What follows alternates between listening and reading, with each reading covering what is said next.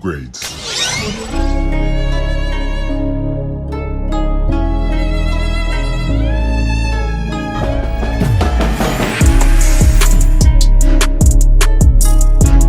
I'm Butch Lukic. I'm the executive producer for Warworld, Justice League. The DC universe is constantly changing in terms of overall story and connectivity.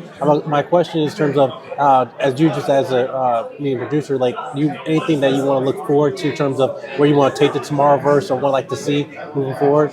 Well, for me, we have an end with the Tomorrowverse, and this is one of the later movies, so at some point we're ending it. So I've already gotten to that. In my head, we've already gotten to it in script. We've almost animated the rest of them. It takes about 1.5 years for one of these to get out. So there's 2 more that I have in the can, and there's another one we're working on, and beyond that, we don't know. Is James Gunn taking over DC going to affect the story or where you're going? No, because this is all preset before he arrived, so we get to finish it off, and whatever he's going to do beyond that, that's got nothing to do with this storyline. All right. So you said you have 2 in the can, working on a third, so 3 more to finish off the series, right? Maybe 3. Yeah, we'll see. You could split them up like the Hunger Games, right? Breaking in about 15 different movies. Yeah, Yeah, awesome. Is there any, voice actors that you wanted to get, haven't been able to, or some kind of dream casting that you could tell us about? Well, yeah. I want Al Pacino, Robert De Niro. No. Am I going to get them? No. You never know. Well, I could get Al Pacino now. We almost did, but he passed away. Oh, wow. Like I say, with the contract, they can work animation right now. Yeah, right. Get Harrison Ford. We got. We get Luke Skywalker every once in a while. What are you most excited for people? Because obviously it's screening tonight. So what are you most excited for people to see? Well, I think it's all the characters and how they're fish out of water in these environments, and how they finally get together and find each other through Warworld. Other than that, I don't know. Is there a particular character you identify with more than any others? Yeah, Batman. Who does it? No, Wonder Woman, actually. So, speaking of Batman, there's a scene in the movie where Batman does leave a guy to get killed by a monster.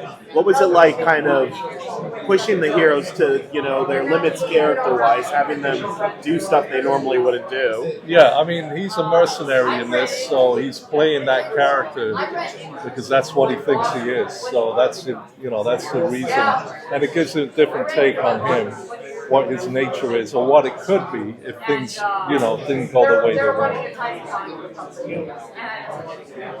And did you have fun exploring all the new, like you said, the mercenary and Batman, so taking these characters kind of in a new direction? Oh yeah, absolutely. We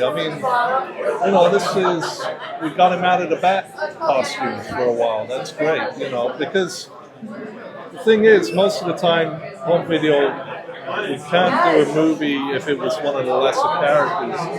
They always want Batman. They always want the Superman.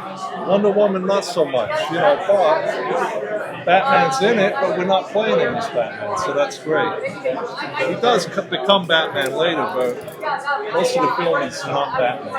He's Bruce Wayne. How difficult is it to split time between your heavy hitters and some other maybe B squad, C squad guys you want to bring in? Well, it is difficult. One, because the storyline is centered around the main 3, and the other characters always come in secondary. They're either playing as a partner with them or a villain against them or something like that. So that's about as best we could do.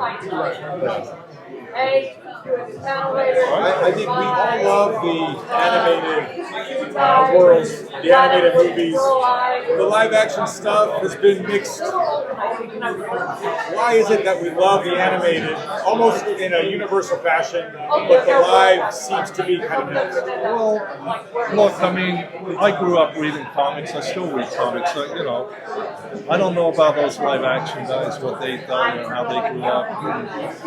We were artists, so I always wanted to be a comic book artist. I was going to work for DC, for Marvel. But I chose animation instead because it pays better and the checks are more consistent. And again, we were basically grew up with it in our heads. We know what these characters are. We knew them from when we were children to adults, so we knew what the best parts of them were, what were the best stories. So even from Batman animated series, that brought all of us together, guys that grew up wanting to do Batman right for the first time, you know. So I think it goes from there. It's like naturally we have more of a sense of how to do these superhero stories. Because that's where we originally were intending to be comic book artists and writers. Forget about that. Who would have thought? You have a fan in charge of designing it, and it's great. Now the other thing, unfortunately, is, you know, they always say, "Oh yeah, we love these guys and what they do, blah blah blah," but they never call us. They never ask us anything. Thank you. Appreciate it.